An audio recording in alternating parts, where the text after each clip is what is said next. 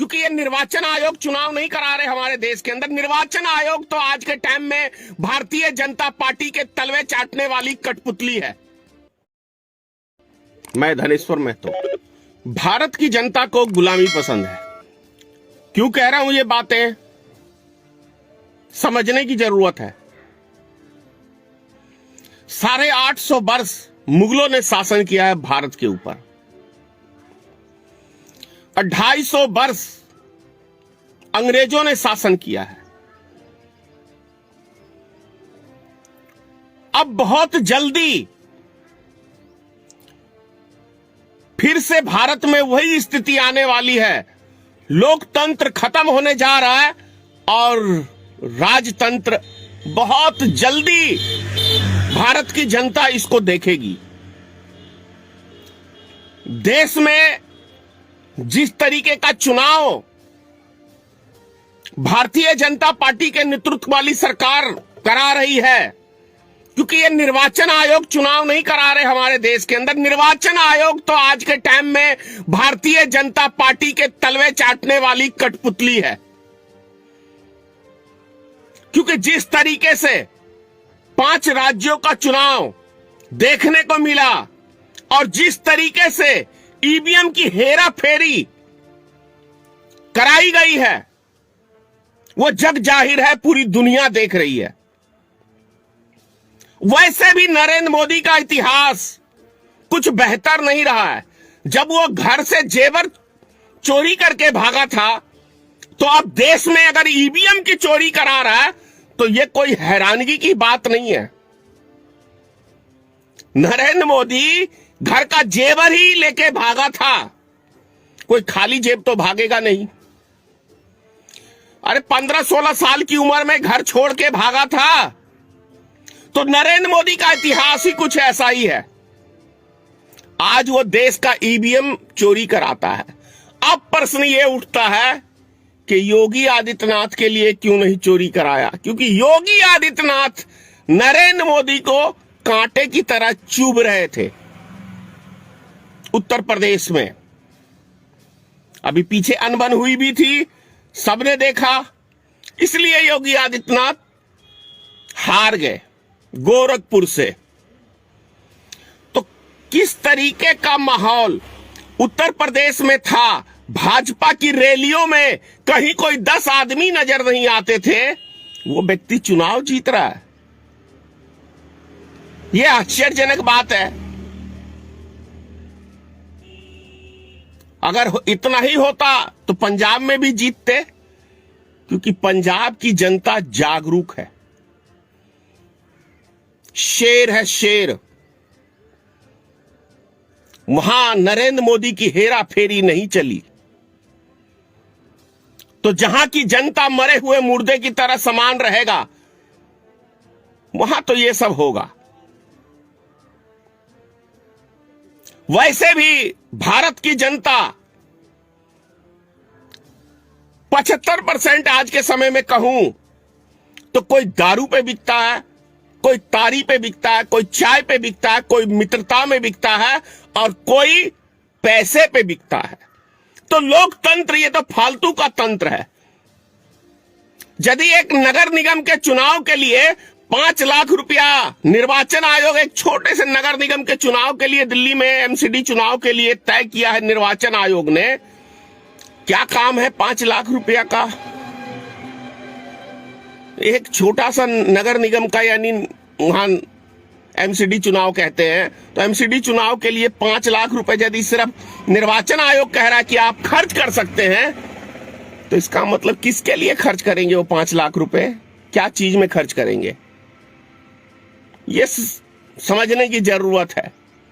अगर यदि एक विधानसभा में 50 लाख रुपया निर्वाचन आयोग खर्च करने के लिए कह रहा है एक प्रत्याशी को, तो इसका मतलब है दारू के लिए, पैसे बांटने के लिए। जब घर घर पर्चियां हर घर पे पहुंचती है वोटर लिस्ट की, तो नाजायज पैसे का क्या काम है? यह समझने की जरूरत है।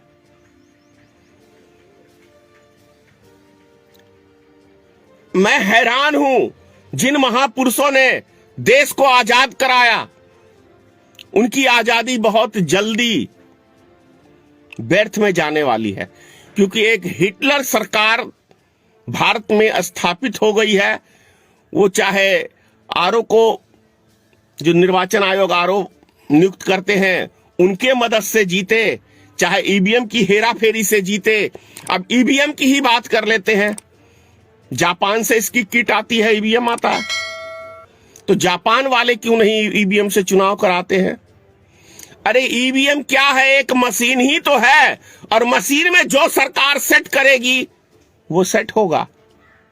कोई बैलेट पेपर तो नहीं है कि ठप्पा लग गया तो चिन्ह इधर नहीं होगा ना उधर होगा।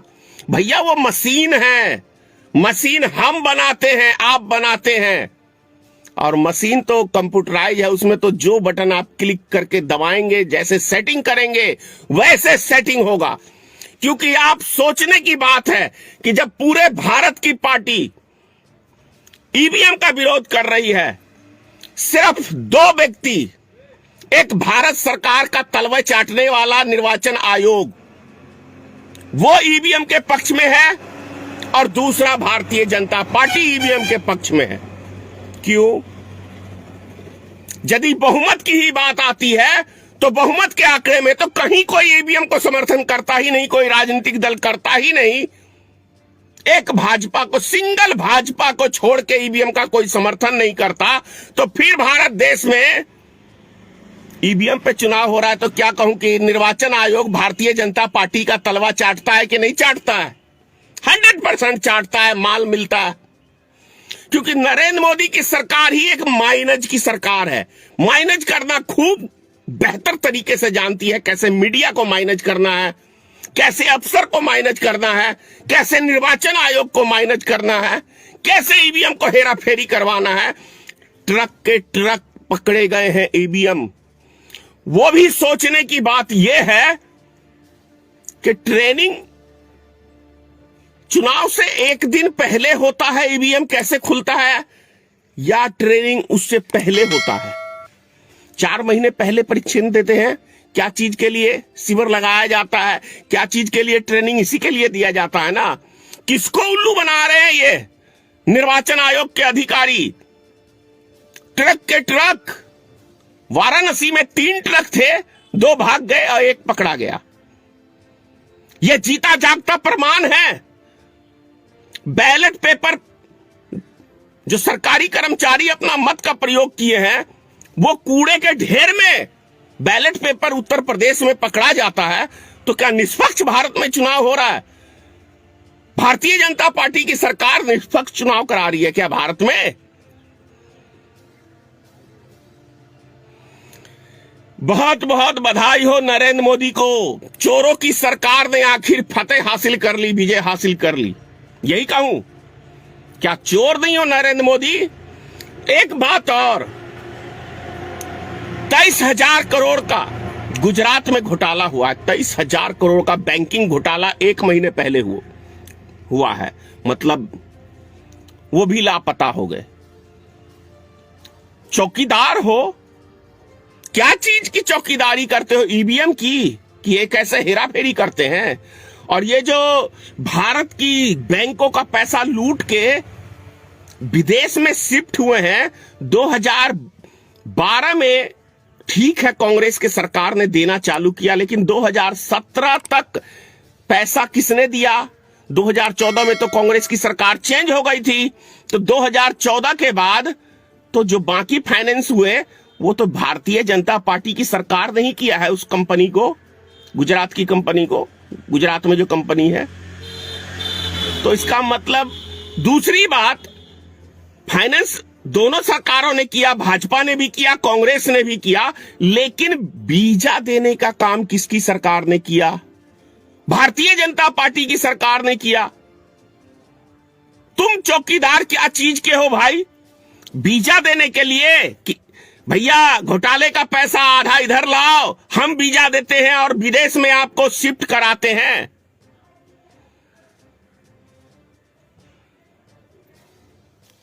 रामचंद्र जी कह गए सिया से, ऐसा कलयुग आएगा। चोर उचक्के राज करेंगे। चोर उचक्के ही राज कर रहे हैं ना, और चोरी से राम की मूर्ति, राम को भी चोर बनाएंगे। ये चोर भक्त, अभी एक नया युग चालू हुआ है, चोरों का एक टीम बना है। भारतीय जनता पार्टी ने एक चोरों की टीम बनाई है अंधभक्ति में। दूसरे की संपत्ति को कब्जा कर लो और राम की मूर्ति को स्थापित कर दो, और राम राम चिल्लाओ रोड पे। चोरों, चोरी भी सीना जोरी भी कहावत था, देखने को भी मिल रहा है। चोरी भी और सीना जोरी भी और रोड पे नंगा नाच भी, क्या बात है। यही रामचंद्र जी का आदर्श अपना रहे हैं। रामचंद्र जी के नाम को भी कलंकित करने के लिए ये मोदी भक्त। और एक चीज और, बहुत सारे मोदी भक्तों को मैं सुनता हूं, मोदी नहीं होता तो मुसलमान देश पे कब्जा कर लेते, मोदी है तो हम सुरक्षित हैं। तुम्हारी अम्मा को पहले जब मोदी नहीं था तो मुसलमान कब्जा किए हुए थे क्या? जो तुम इस तरह की भाषा करते हो, तुम नपुंसक हो। जो भी व्यक्ति इस भाषा को प्रयोग करता है वो सबसे बड़ा साला नपुंसक है। तुम मर्द नहीं है। मुसलमानों की इतनी हिम्मत की देश में कब्जा कर लेगा। 100 करोड़ 110 करोड़ हिंदू पे अगर 20 करोड़ मुसलमान हावी है तो तुम नपुंसक हो। यदि इस भाषा का प्रयोग कर रहे हो तो तुम नपुंसक हो और तुम गुलामी के लायक ही हो। जितने भी ये अंधभक्त हैं ये सब साले नपुंसक हैं, नपुंसक की औलाद है। और जो भी मुसलमान का नाम लेते हैं निश्चित तौर पे इनकी अम्मा, इनकी बहन मुसलमानों की रखेल होगी। ऐसी भाषा कह रहा हूं, नहीं तो ये मुसलमानों वाला लफ्ज बंद कर दो। मोदी है तो सुरक्षित है। बे मोदी साले अपनी घरवाली को तो रख नहीं पाया, तुम्हें सुरक्षित दे रहा। महंगाई किस चरम सीमा पे है पता है? 90 रुपए किलो सरिया हो गया है। मकान बनाने के लिए है तुम्हारे बाप की अब औकात बनाओगे मोदी भक्तियों में, या मोदी जी बना देंगे? 450 रुपए सीमेंट का बोरा हो गया। 10,000 का टेलर बालू हो गया है। 10,000 का टेलर गिट्टी हो गया है। ये सिर्फ एक महीने में, सिर्फ एक महीने में 3,000 रुपए लगभग बढ़े हैं। फिर भी अंधभक्ति। 400 रुपए का सिलेंडर 1,000 में खरीद रहे हो, फिर भी अंधभक्ति। 100 रुपए का सरसों तेल 200 रुपए में खर्च कर रहे हो, फिर भी अंधभक्ति। रोड पे कटोरा मोदी ने पकड़ा दिया है, फिर भी अंधभक्तों का अंधभक्ति नहीं टूट रहा है। क्योंकि हराम की दारू मिल जाती है तुम लोग को नाचने के लिए। सालों तुम्हारे पिताजी कमा के खिलाते हैं तुमको, दारू पी के रोड पे नाचते हो। कितने दिन गांड खोल के नाचोगे? योगी आदित्यनाथ हार गया, गांड खोल के बिहार में नाच रहे हैं। अब ये बताओ कि तुम योगी आदित्यनाथ के हारने पे नाचे या भारतीय जनता पार्टी ने जो ईवीएम की चोरी करी उस पे नाचे? चोर का समर्थक तो कोई चोर ही कर सकता है। क्या गलत कह रहा हूं भाइयों? चोर का समर्थन कौन करता है? हाँ, देश में एक आश्चर्यजनक बात है कि जिससे अपना घर परिवार नहीं संभला उसको देश दे दिया संभालने के लिए हमारे देश की जनता ने। आश्चर्य लगता है कि जो व्यक्ति घर की जिम्मेदारियों से घर छोड़ के भाग गया, घर का जेवर लेके नरेंद्र मोदी भाग गया, उसको हमारे देश की महान जनता अपना भाग्य विधाता समझ रही है। मिर्जा खालिद का शेर था, हिंदुस्तान में गधों की कमी नहीं है, एक ढूंढो हजारों की संख्या में मिलेंगे, वही अंधभक्त गधे हैं देश में। जय हिंद।